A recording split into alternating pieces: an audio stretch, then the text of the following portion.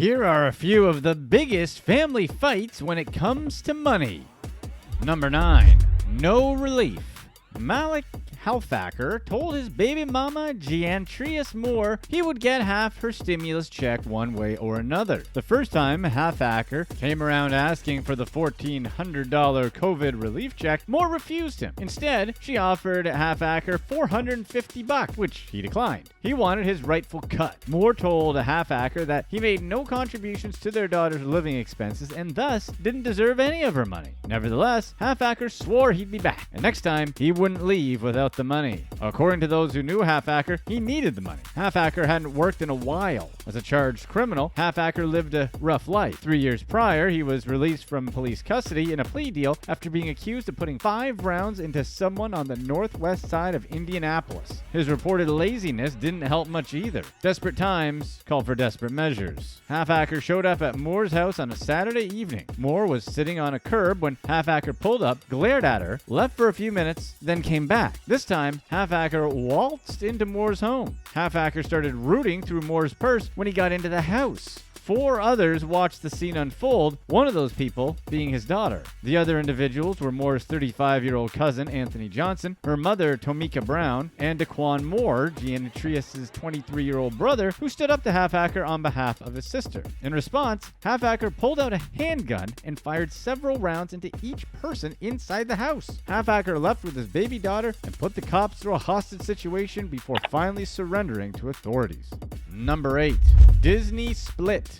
In an interview with court reporters, Bradford Lund, grandson of Walt Disney, said that if he inherited his father's ranch, he would ride ATVs, go fishing, and horseback riding. Lund's father, Bill Lund, was the real estate developer who helped Walt Disney find the location for Disney World in the late 60s. He was also married to Walt's adopted daughter, Sharon. When Sharon died in 1993 from breast cancer, she and Bill's estate and holdings were supposed to be divided between her 3 children, Bradford, Michelle, and Victoria, when they turned 35. Victoria, their adopted sister, hit the 35-year mark first. Sadly, she passed away after receiving her share of the inheritance. The money was put back in the trust to be divided between her younger siblings. But there was a catch. In her will, Sharon Lund Disney left the majority of her family fortune to the care of 3 trustees. One of those trustees was her sister Diane Miller, and the other was her ex-husband.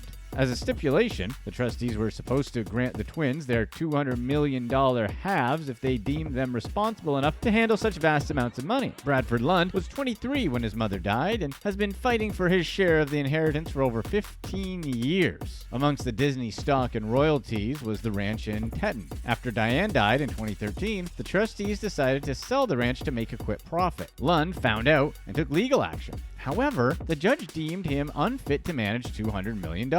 His reasoning? Lund has Down syndrome, which a DNA test proved he did not have. Attorneys have called probate court the unhappiest place on earth, but that's where the Disney grandchildren will stay if they ever want to get their hands on Walt's money.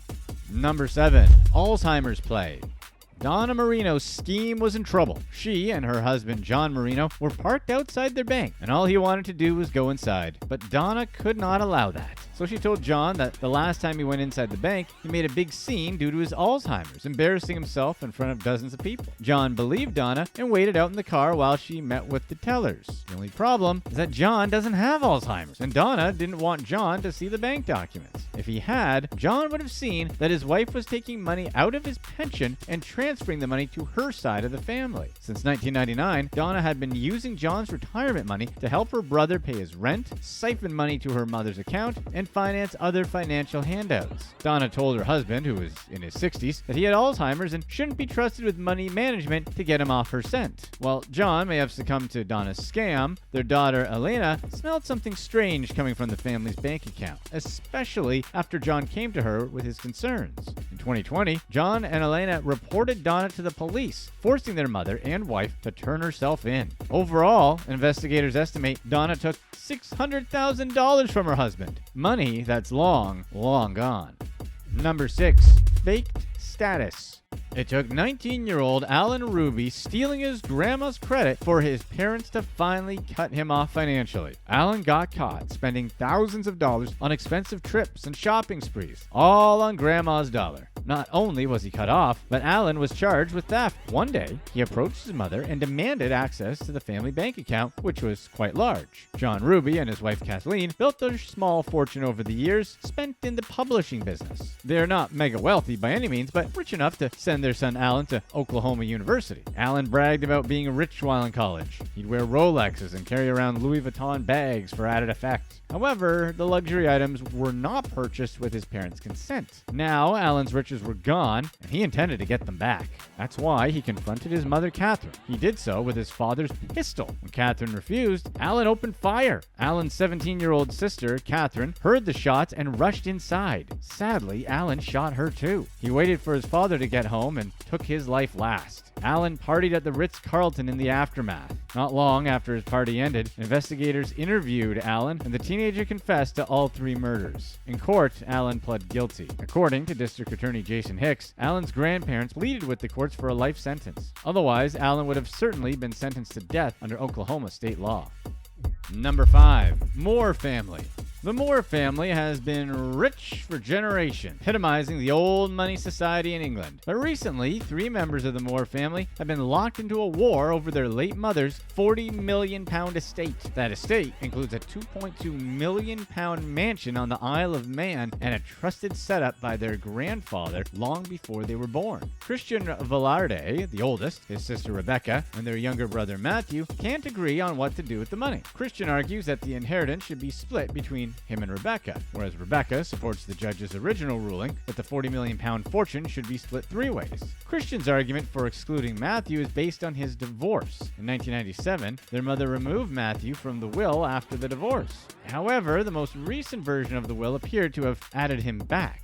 Christian wants to prevent Matthew's ex-wife from inheriting any of his mother's assets. In the coming years, Christian plans on challenging the High Court's ruling, though his legal prospects look grim.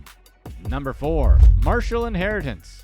The $474 million inheritance battle between Anna Nicole Smith and Pierce Marshall lasted nearly 2 decades. By the time it was over, Judge Mike Wood, who presided over the case from the beginning, wanted out. Nicole Smith and Pierce went back and forth for years. Different courts issued various rulings about who's entitled to the money, but Nicole Smith and Pierce died before they made any decisions. To catch you up on the story, Nicole Smith met her husband, Howard Marshall, in 1994. She was 26 and performing at a gentleman's club when she met the 89-year-old Marshall. According to her, they fell in love and were married shortly after. However, Marshall died the very next year without including Nicole Smith in his will. Why does that matter? Marshall was an oil tycoon in Texas with hundreds of millions of dollars in the bank. Then there was Howard III, who'd been disinherited from the will. He and Anna believed they were entitled to old man Howard's money, so they teamed up. In the other corner was the eldest son, Pierce, who vowed never to let Anna touch a single dime of his father's money. At first, Anna got what she wanted, a $474 million reward from a Texas court.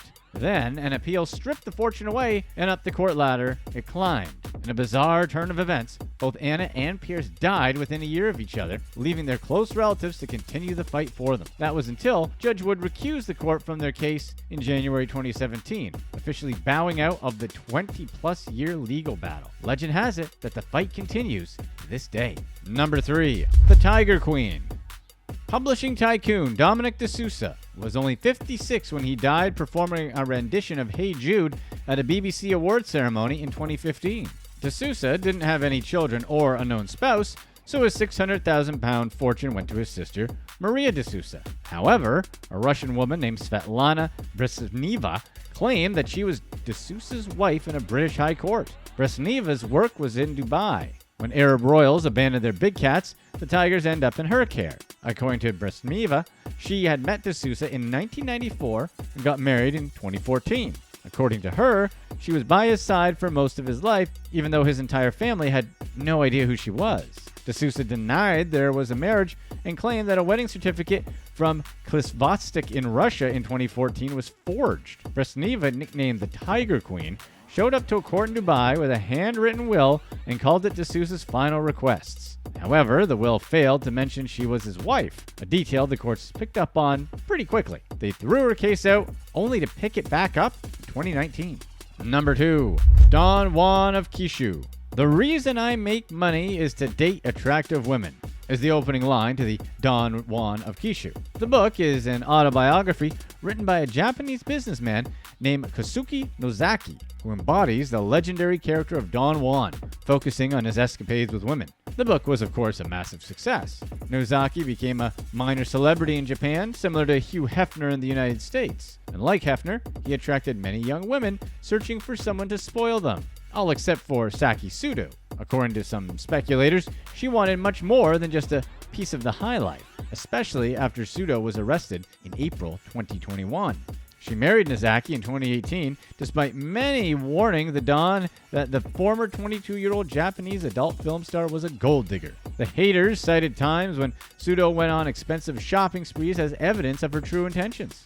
But the doubters' skeptical words had little effect on Nozaki. In an interview, the 77-year-old millionaire said he felt sorry for the 99% of people who judged his marriage to Sudo. They didn't get to enjoy certain perks, as Nozaki did. Despite his age, he even claims that he doesn't need any help with those perks. Despite the high optimism Nozaki had going into the marriage, things did not end well. Just 3 months after their wedding, Nozaki was found dead on a living room couch. After a toxicology report, investigators announced that Nozaki had died from an overdose, specifically alcohol and strong narcotics. Investigators searched the house and discovered traces of drugs, and after looking through Sudo's phone, text messages to and from a drug dealer. Investigators also believe Sudo met with his dealer mere days before Nozaki died.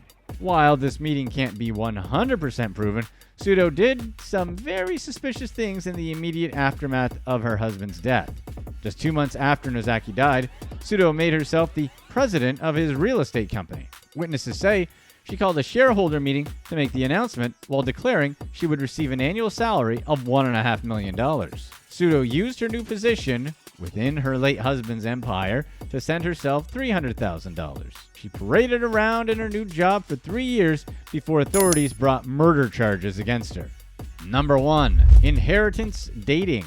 88 transactions. That's how many times Jordan Edwards, 17 at the time, used his then-girlfriend's inheritance money throughout 2018. They first got together in January of 2018.